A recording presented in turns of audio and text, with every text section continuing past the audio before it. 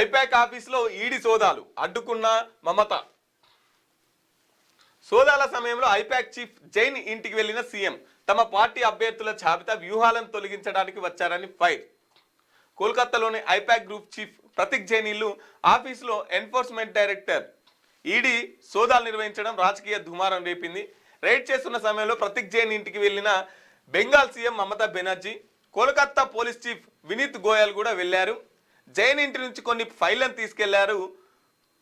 తృణమూల్ ఎన్నికల వ్యూహం, 2026 ఎన్నికల అభ్యర్థుల జాబితాలు, పార్టీ రహస్య పత్రాలను దొంగిలించడానికి కేంద్ర హోంమంత్రి అమిత్ షా ఈడీని పంపారని మండిపడ్డారు.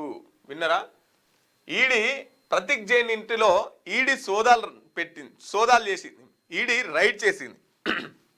రైడ్ చేస్తుంటే అక్కడున్న ముఖ్యమంత్రి గారు మమతా బెనర్జీ గారు వెళ్ళి, వీళ్ళు వచ్చింది ఈడీ సోదాలు చేయకుండా మా పార్టీకి సంబంధించినటువంటి పత్రాల్ని, ఇప్పుడు ఎలక్షన్స్ రాబోయే ఎవరెవరిని అభ్యర్థులు మేము పెడుతున్నామో దాంట్లో పేర్లు ఉన్నాయి, ఇదంతా ఎత్తుకపోతే ఈడీని అమిత్ షా పంపించిండు అని చెప్పేసి నిన్న మాట్లాడినటువంటి పరిస్థితి.